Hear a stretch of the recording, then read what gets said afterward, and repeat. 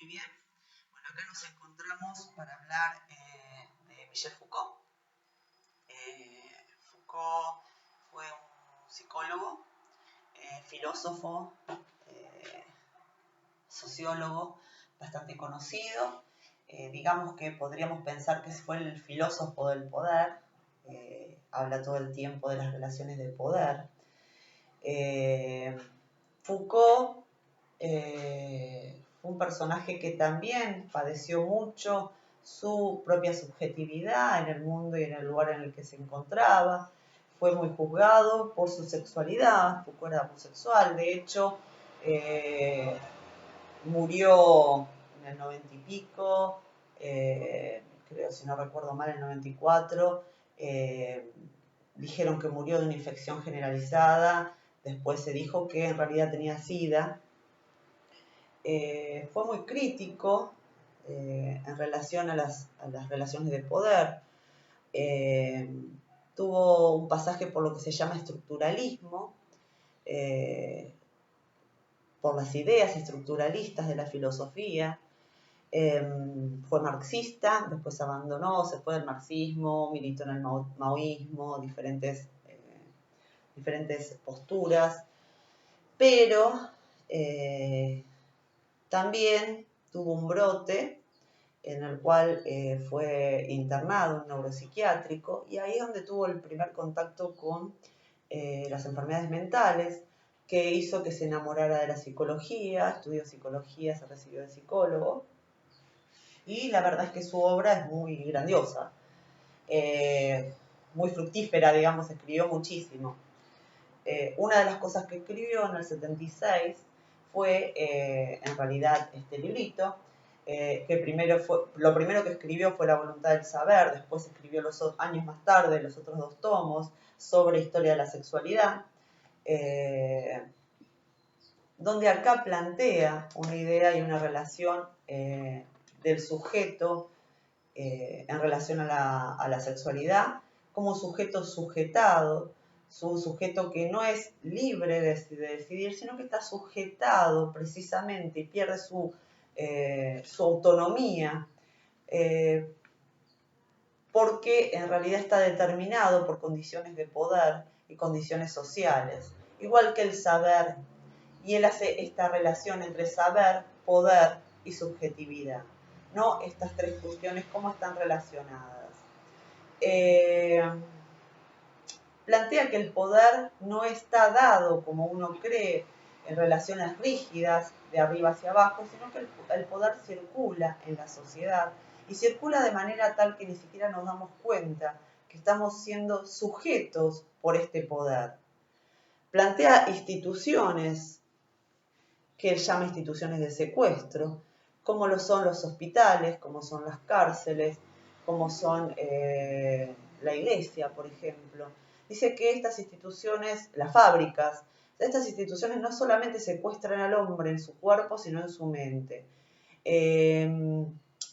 Este poder que circula y atraviesa a los seres humanos, de manera tal ya no de una mirada, no sé si ustedes conocen la idea del panóptico. El panóptico es una idea de un filósofo que se llama Bertrand, que estaba pensado en cómo fueron construidas las cárceles y las escuelas. Ustedes fíjense que el panóptico es una gran estructura, donde arriba de todo el panóptico se puede ver para todos lados. Y la estructura del encierro es cerrada, donde el que está ahí arriba puede observar a todas las puntas, pero los que están acá no saben si los están observando o no. Hay un constante temor de ser observado y castigado. Esto lo plantea en Vigilar y Castigar. Y cuando habla de un sujeto sujetado, quiere decir que todo el tiempo estamos atravesados por un gran panóptico, siendo observados por un otro que nos puede castigar, y que en realidad lo que nosotros hacemos está condicionado por esta mirada de este gran otro que todo el tiempo nos puede llegar a castigar.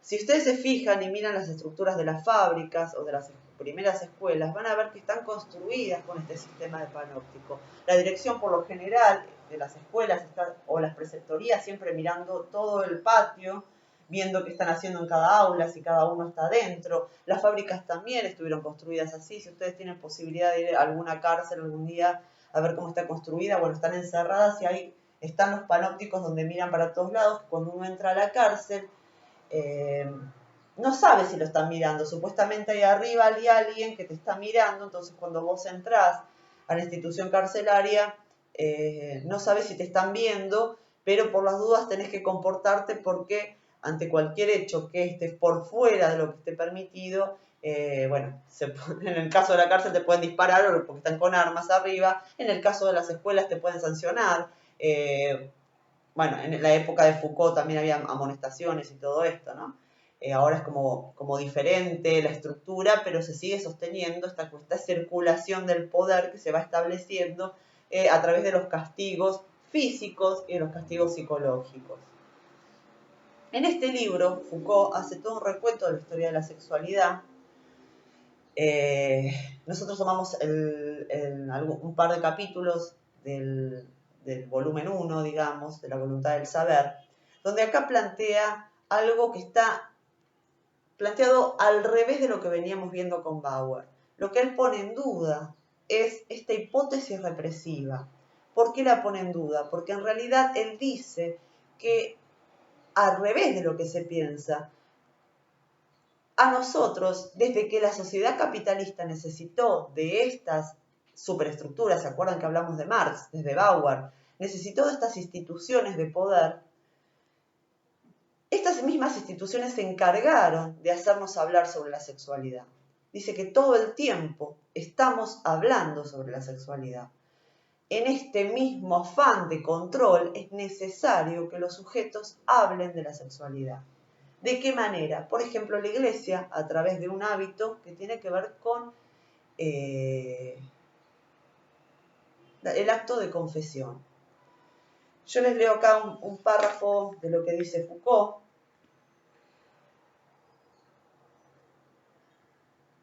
Tal vez hay otra razón que torna tan gratificante para nosotros el formular en términos de represión las relaciones de sexo y el poder. Lo que podría llamarse el beneficio del locutor. Acuérdense, el locutor es el que habla. Si el sexo está reprimido, es decir, destinado a la prohibición, a la inexistencia y al mutismo, el solo hecho de hablar de él y de hablar de su represión posee como un aire de transgresión deliberada. Quien usa ese lenguaje, hasta cierto punto, se coloca fuera del poder, hace tambalearse la ley, anticipa, aunque sea poco, la libertad futura.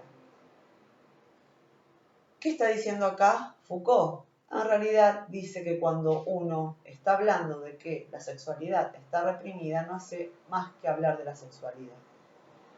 Entonces empieza a jugar con esto de lo que está prohibido y lo que no está prohibido, y de lo que se dice y lo que no se dice. Vamos a leer un poquitito más adelante.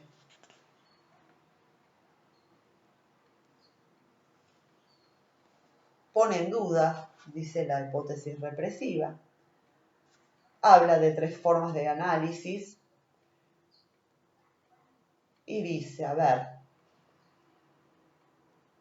el punto esencial es tomar en consideración el hecho de que se habla de él, quienes lo hacen, los lugares y los puntos de vista, desde donde se habla, las instituciones que a tal cosa incitan y que almacenan y difunden lo que se dice, en una palabra, el hecho discursivo, global, la puesta en discurso del sexo. Dice también, de ahí también que el punto importante será saber en qué formas, a través de qué canales, deslizándose a lo largo de qué discursos, llega el poder hasta las conductas más tenues y más individuales. ¿Qué caminos les permiten alcanzar las formas infrecuentes o apenas perceptibles del deseo? ¿Cómo infiltra y controla el placer cotidiano? Todo ello con efectos que pueden ser de rechazo, de bloqueo, de descalificación, pero también de incitación, de intensificación, en suma, las técnicas polimorfas del poder. Técnicas polimorfas de muchas formas. Hay muchas técnicas que utiliza el poder, dice. De ahí, por último, que el punto importante no será tanto determinar si esas producciones discursivas y esos efectos de poder conducen a formular la verdad del sexo o, por el contrario, mentiras destinadas a ocultarla. Cuando delimitar y aprender la voluntad del saber que al mismo tiempo le sirve de soporte y de instrumento. Es lo que está diciendo, el hacer hablar al sujeto sobre su sexualidad y hasta delimitar lo que se puede decir y lo que no se puede decir de la sexualidad es una forma y una voluntad del saber que posibilita los sectores de poder tener control sobre los cuerpos de los sujetos. Cuando uno, y acá nuevamente no me estoy metiendo con las cuestiones de fe, sino analizando las instituciones, que son dos cuestiones diferentes, cuando uno va a confesarse a la iglesia, en el acto confesionario tiene que confesar todo. Esto es lo que dice Foucault. Lo que hizo, detalladamente, lo que no hizo. Pero no solamente lo que hizo y lo que no hizo, sino aquello que es lo más íntimo, que es lo que no hizo, pero que imagina o desea hacer. En un acto confesionario, uno pone de manifiesto sus deseos y los pone de manifiesto como algo que está mal, que está prohibido. Por eso le cuenta al otro aquello que desearía hacer y no se anima. Entonces es la iglesia la que a través del acto confesionario, esta institución de mucho poder, pudo controlar la moral de los sujetos y pudo determinar lo que estaba bien y lo que estaba mal y decirle a la población y decirle a la gente que esto está prohibido, que esto no, que esto se puede hacer o que esto no se puede hacer. Esto por un lado. Después sigue avanzando y empieza a hablar de otro tipo de institución, de otras instituciones que tienen que ver, por ejemplo, y otras categorías que tienen que ver con la normalización del discurso y que tienen que ver con algo que llama Foucault biopoder. Es la institución de la medicina, por un lado, el discurso médico, que también avaló algunas actitudes y algunas cuestiones de los sujetos y los metió dentro de lo que estaba bien y lo que estaba mal. Y ahí se mete con las cuestiones de las perversiones. La masturbación es un acto que es perverso, la masturbación no está bien. Las patologías psiquiátricas tienen que ver con esto. Por ejemplo, a ver, esperé que yo me lo anoté, habla de algunas categorías. Una de las categorías es la histerización de la sexualidad. Las cuestiones que tienen que ver con la histeria, ¿sí? Y donde las mujeres tienen que someterse o tienen determinados problemas o defectos por esta cuestión de ser mujeres en sí. La pedagogización, y acá sí nos vamos a otro terreno que vamos a tomar, que lo dejamos ahí, la socialización de la sexualidad en cuanto a los métodos reproductivos, y acá hablamos de la iglesia y hablamos de la medicina, donde la medicina interviene para, por ejemplo, sacar un preservativo, pero también está regulando de alguna manera la procreación, ¿sí? O la evolución de la especie, o la cantidad de hijos que se necesitan para el sistema, cuando la iglesia empieza en ese punto a perder poder. Yo no sé si ustedes leyeron el artículo que yo les dejé, que había escrito hace bastante tiempo, donde se plantea esta disputa entre el Estado y la iglesia en relaciones a lo moral, que tiene que ver con esto, ¿no? Con la regularización a través de la palabra o a través de la norma. La ley, no se olviden que es una norma, la normalización, la normalización de algunas prácticas que están permitidas y qué es lo que no está permitido. Y dentro del discurso médico encontramos la psiquiatrización del poder. Esto es lo que dice Foucault. ¿Por qué? Porque algunas cuestiones estaban encuadradas dentro de lo que era una patología mental. La homosexualidad estaba encuadrada dentro de estas patologías. La transexualidad estaba dentro de estas patologías. Las prácticas, bueno, la transexualidad, era todo pensado como una una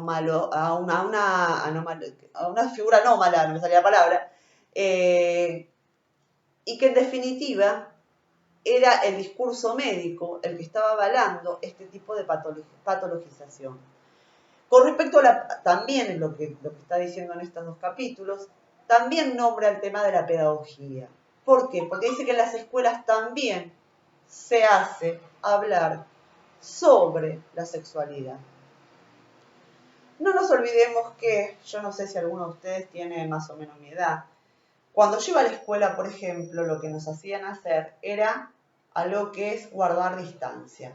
Yo tenía que poner la mano así, adelante del hombro de mi compañero, mi compañera, porque estaba la fila de las mujeres y la fila de los varones, ¿no? Entonces yo tenía que poner la mano así y guardar distancia entre un cuerpo y el otro cuerpo. No podían acercarse los cuerpos. Las mujeres hacían educación física por un lado y los hombres por el otro. La forma de hacer educación física era diferente porque había cosas que hacían las mujeres y cosas que hacían los hombres. Dentro del aula también, la escuela ponía coto, cualquier manifestación de la sexualidad, pero en el momento de poner coto a cualquier manifestación de la sexualidad, era una forma de hacer hablar sobre esa sexualidad. Foucault habla, por ejemplo, de las prácticas de onanismo, ¿no? Esto que tiene que ver con la masturbación, que también estaba encuadrado dentro de las problemáticas, como yo les conté la otra vez, que tenía que ver con el discurso médico y donde se vería que cualquier persona que practicara la masturbación tenía alguna problemática psicológica. Y donde es todo acercamiento entre los cuerpos. No se olviden que las mujeres, por ejemplo, jugaban una cosa en los recreos, los varones otros. Muy raro que jugaran nenas y nenes en el recreo a la misma cosa, con la misma actividad. Todo estaba encuadrado en separar estos sexos de acuerdo a su genitalidad, ¿no? Y esto quedaba bien claro, el que nació nena y el que nació nena y la que nació nena, no se podían mezclar. Y en este punto mismo de separarlos es donde aparece el discurso, dice Foucault. En esto que parece que no se dice y que se está diciendo de alguna manera.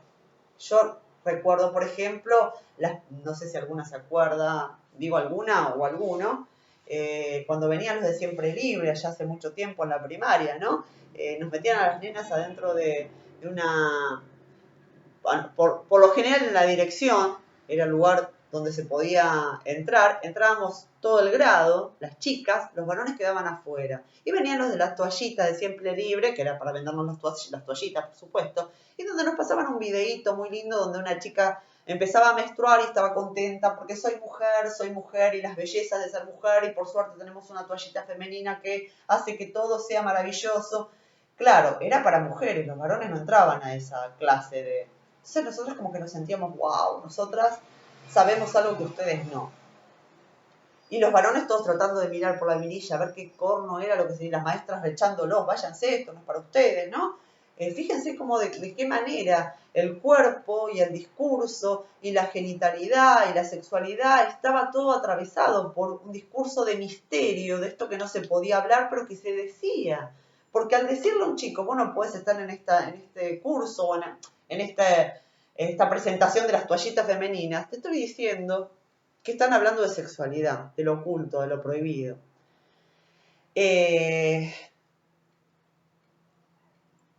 A ver si me queda algo más por decir. Bueno, en realidad hay mucho. Les pido un segundo porque me estoy quedando oscuras.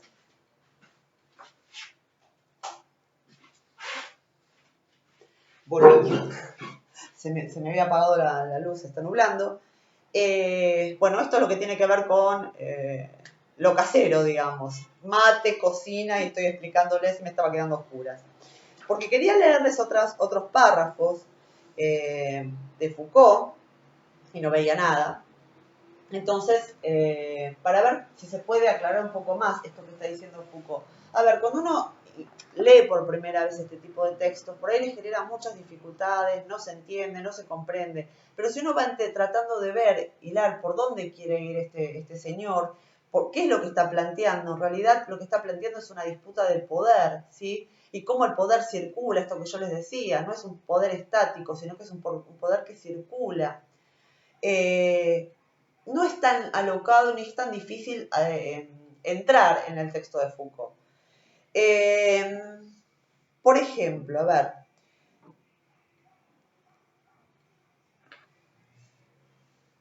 en contrapartida, al nivel de los discursos y sus dominios, el fenómeno es casi inverso. Los discursos sobre el sexo, discursos específicos, diferentes a la vez, por su forma y su objeto, no han cesado de proliferar. Esto quiere decir que cada vez hubo más discursos y se habló más en relación al sexo, ¿no?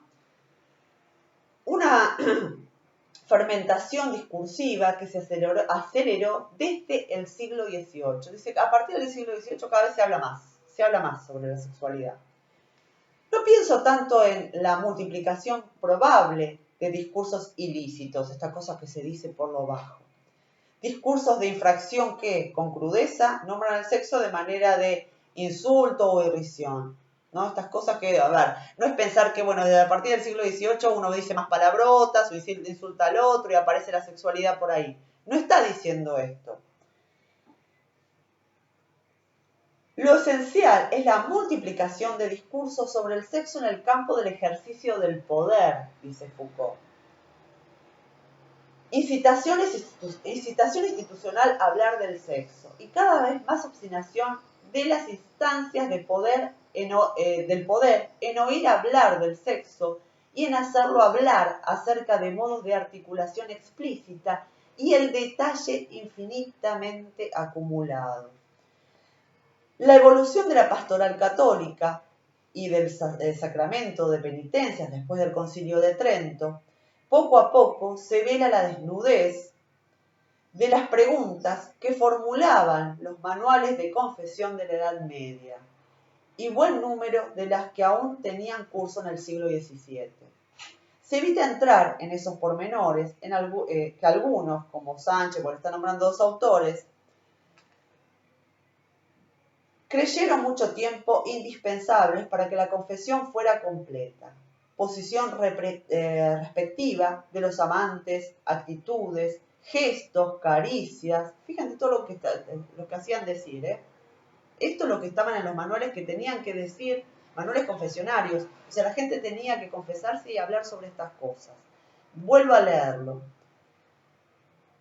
Posición respectiva. ¿En qué posición estaba cada uno de los dos amantes? Actitudes, gestos, caricias, momentos exactos de placer, todo un puntilloso recorrido del acto sexual en su operación misma. La discreción es recomendada con más y más insistencia. En lo relativo a los pecados contra la pureza es necesaria la mayor reserva. Pero, por mucho que la lengua sea pulida, la extensión de la confesión y de la confesión de la carne no deja de crecer. De hecho, la Contrarreforma, no sé si se acuerdan un poco de historia de cuando se produjo la Contrarreforma, se dedica en todos los países católicos a acelerar el ritmo de la confesión anual. Era una vez por año. Intenta imponer reglas meticulosas de examen de sí mismo. Otorga cada vez más importancia a la penitencia, a todas las insinuaciones de la carne, pensamientos, deseos, imaginaciones voluptuosas. O sea, ya no es la posición en la que estuvo cada uno de los amantes cuando se acostaron, sino que va un poco más allá, ¿sí? Apuesta más después de la Contrarreforma y dice, no solamente esto, y no es una confesión anual, hay que confesarse todos los domingos, hay que contar pensamientos, deseos, imaginaciones voluptuosas, delectaciones, movimientos conjuntos del alma y del cuerpo. Todo ello debe entrar en adelante en el detalle, en el juego de la confesión y de la dirección. Según la nueva pastoral, el sexo ya no debe ser nombrado sin prudencia, pero sus aspectos, correlaciones y efectos tienen que ser seguidos hasta en sus más finas ramificaciones. O sea, nadie puede hablar de sexo así sí, porque sí, pero cuando se habla de sexo tiene que ser bien puntilloso, pero solamente en el acto confesionario. Esto es lo que está diciendo.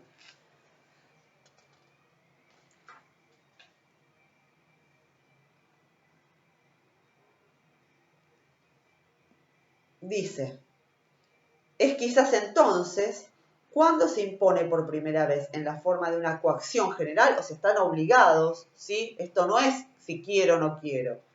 Esa combinación tan propia de Occidente moderno. No hablo de la obligación de confesar las infracciones de las leyes del sexo, como lo exigía la penitencia tradicional, sino de la tarea casi infinita de decirse a sí mismo y de decir a algún otro, lo más frecuentemente posible, todo lo que pueda concernir al juego de los placeres, sensaciones y pensamientos innumerables que, a través del alma y el cuerpo, tienen alguna afinidad con el sexo. Este proyecto de una puesta en discurso del sexo se había formado hace mucho tiempo en una tradición ascética y monástica. El siglo XVII lo convirtió en una regla para todos. Se diría que en realidad no podía aplicarse sino a una reducidísima élite, la masa de los fieles que no confesaban, sino raras veces en el año, escapaban a las prescripciones tan complejas. Pero lo importante, sin duda, es que esa obligación haya sido fijada, al menos como un punto ideal para todo buen cristiano. O sea, había gente, los campesinos, o gente por ahí que era más aséptica y no iba siempre. O sea, no es que iban con la policía y te decían que tenías que confesar, porque esto ya calaba en el alma. A ver, era revisarse uno mismo, era la culpa. Me tengo que sentir culpable por desear determinadas cosas, me tengo que sentir culpable por pensar determinadas cosas. Entonces la vigilancia ya es de uno, porque si uno se vigila a uno mismo, después se lo confiesa al otro.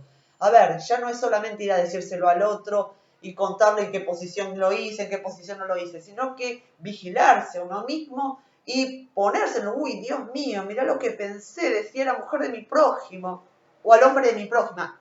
Acá hay una gran aclaración, es la mujer de mi prójimo, ¿sí? No es el hombre de mi prójima.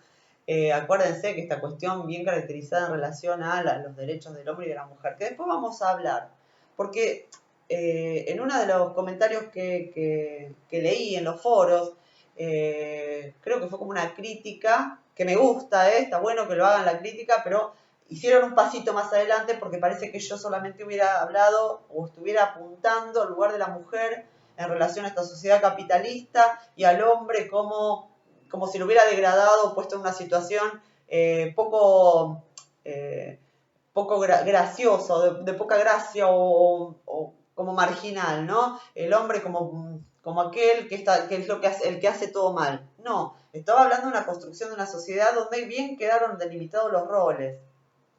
Y cuando la Biblia dice, no desearás a la mujer de tu prójimo, no está hablando de las mujeres. Y este es un discurso, lo que estamos haciendo es un análisis de discurso, ¿no? Discurso que se va transmitiendo y se va tramitando en nuestras cabezas y donde la mujer quedó por fuera de este deseo. Porque si habla de no desear a la mujer de tu prójimo y no habla del deseo de la mujer, es porque el deseo de la mujer no fue tenido en cuenta, no porque la mujer no deseara. ¿Sí? ¿Se entiende? Porque para la mujer se esperaban otras cosas, no el deseo puesto de manifiesto. Acá me escapé un poquito de esto, pero hice una aclaración.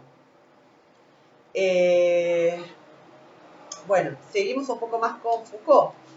Digo, estoy tratando de hacer estas aclaraciones para poder aproximarnos de una manera más grata al texto, porque quizás de entrada suena como muy fuerte o como muy no sé lo que está diciendo este hombre.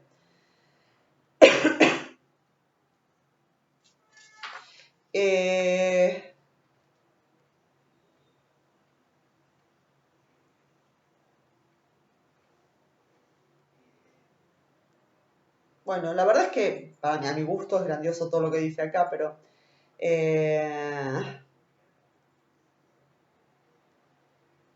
dice que, a ver, vamos a leer acá. Estoy pensando a ver qué tomo que puede llegar a... que el hombre occidental se haya visto desde hace 3 siglos apegado a la tarea de decirlo todo sobre su sexo, que desde la edad clásica haya habido un aumento constante y una valoración siempre mayor del discurso sobre el sexo, y que se haya esperado de tal discurso cuidadosamente analítico, efectos múltiples de desplazamiento e intensificación de reordenación y de modificación sobre el deseo mismo, no solo se ha ampliado el dominio de lo que se podía decir sobre el sexo, sino que se ha conectado al discurso con el sexo mediante un dispositivo complejo y de variados efectos que no puede agotarse en el vínculo único con una ley de prohibición. ¿Censura respecto al sexo? Más bien se ha construido un artefacto, dice, para producir discursos sobre el sexo, siempre más discursos, susceptibles de funcionar y de subsistir, y de surtir efecto en una economía misma. Esta técnica quizás había quedado ligada al destino de la espiritualidad cristiana o a la economía de los placeres individuales, si no hubiese sido apoyada y reimpulsada por otros mecanismos. Esencialmente, presenta un interés público. No responde a una curiosidad o a una sensibilidad colectiva, tampoco a una mentalidad, sí, en cambio, a mecanismos de poder para cuyo funcionamiento el discurso sobre el sexo ha llegado a ser esencial. Nace hacia el siglo XVIII una incitación política y económica y técnica a hablar del sexo.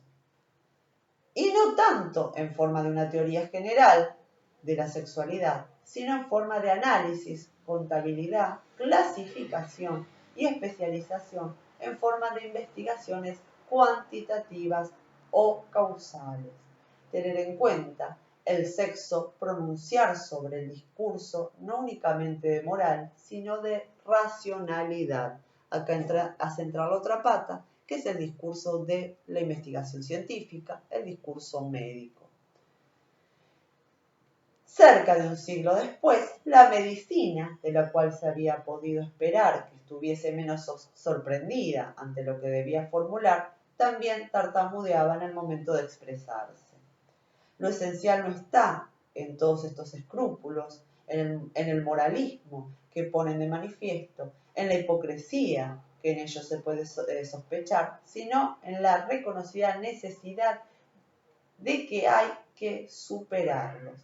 Se debe hablar de sexo, se debe hablar públicamente y de un modo que no se atenga a la división de lo lícito y lo ilícito, como lo decía la Iglesia, incluso si el locutor mantiene para sí una distinción.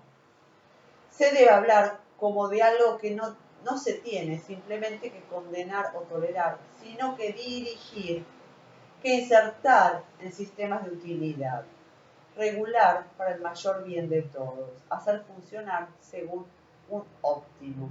El sexo no es cosa que solo se juzgue, es cosa que se administra. Fíjense, la administración del sexo. Esto está diciendo Foucault. Participa del poder público, exige procedimientos de gestión, debe ser asumido por los discursos analíticos. En el siglo XVIII el sexo llega a ser asunto de policía.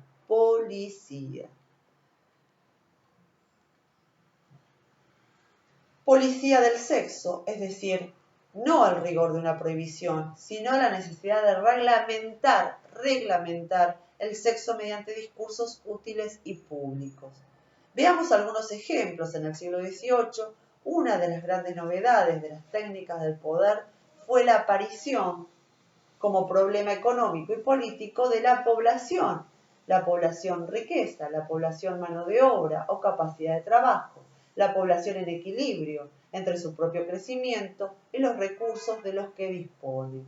Los gobiernos advierten que no tienen que vérselas con individuos simplemente, ni siquiera con el pueblo, sino con una población y sus fenómenos específicos, sus variables propias, natalidad, mortalidad, duración de vida, fecundidad, estado de salud, frecuencia de enfermedades, formas de alimentación y de hábitat.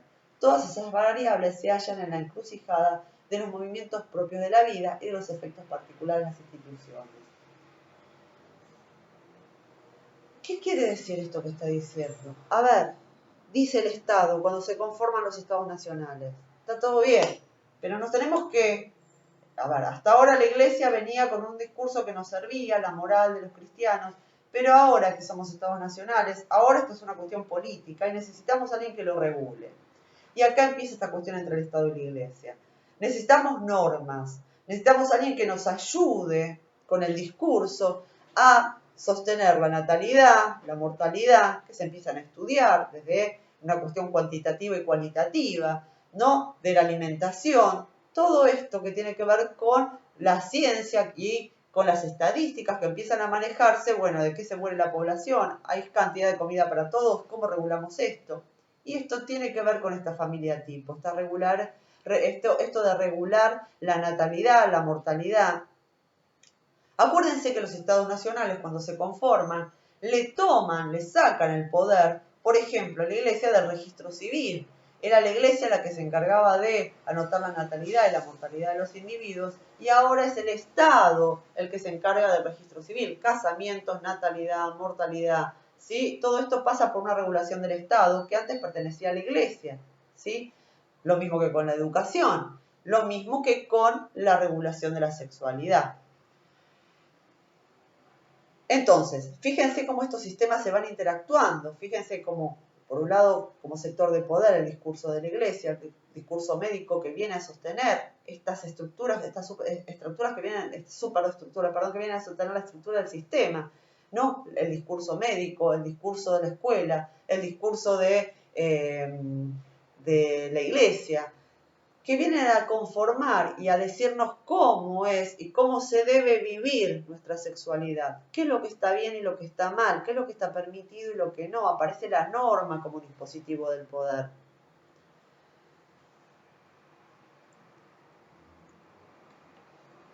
A ver, sigo un poquito más el texto para hacer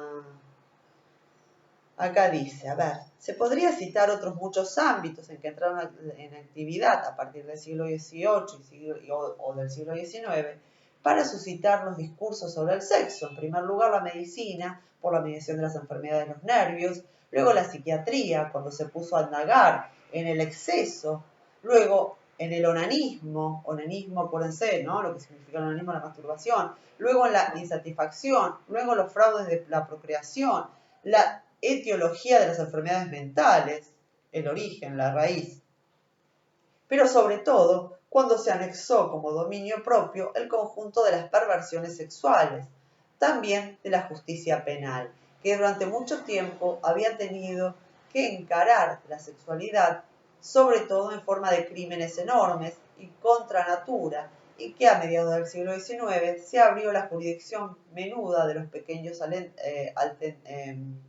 atentados, ultrajes menores, perversiones sin importancia.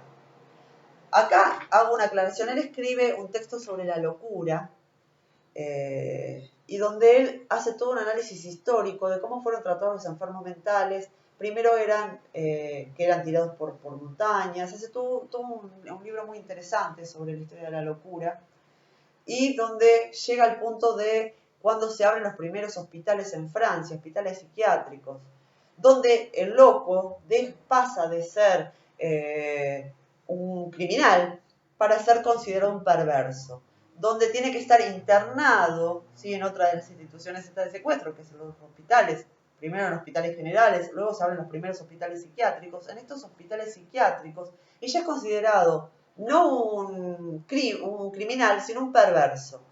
La medicina toma a estos sujetos que están por fuera de la norma, y los mete en estos hospitales psiquiátricos tratando de poder controlar estas almas y estos cuerpos.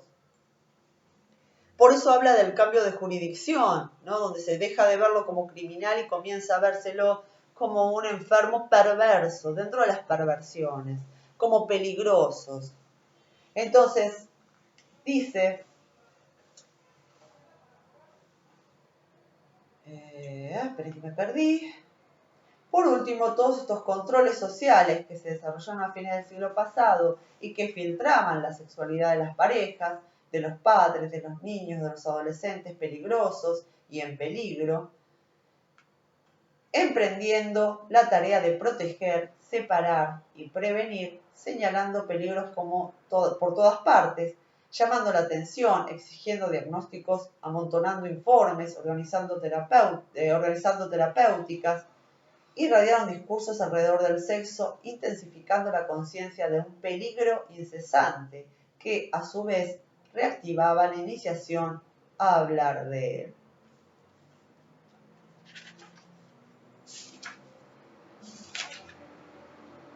Después hay un apartado donde dice la implantación perversa, ¿sí?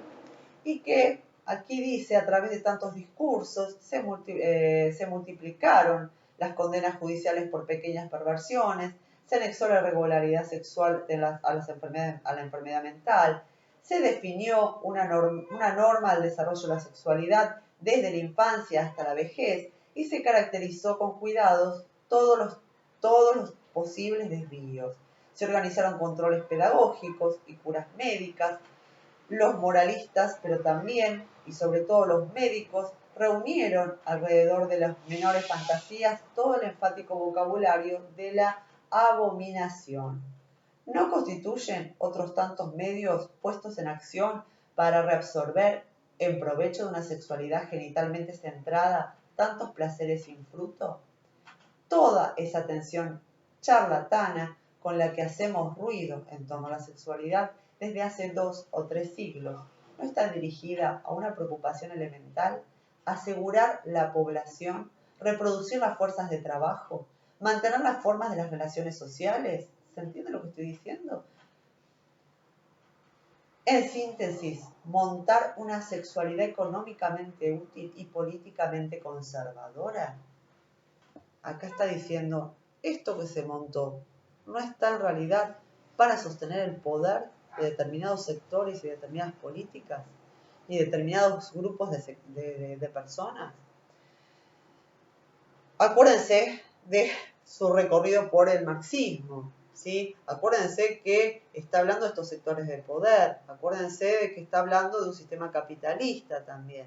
Si bien dijimos que él se fue corriendo porque fue militante del marxismo, no deja de tener una postura y una mirada bastante marxista en relación a los sectores de poder y la estructura y la superestructura. Bueno, después habla de todas las normas, de cómo la medicina. Yo creo que vamos a dejar en este punto por acá, porque quiero ver cuáles son las dudas que surgen en relación a estos 2 capítulos. Me parece interesante que los puedan leer. No sé si algunos ya lo leyó, otros no, pero hay muchísimo para trabajar en relación a esto. En realidad todo este libro es muy interesante para trabajar el tema de la sexualidad. Pero bueno, más que nada quería hacer esta primera aproximación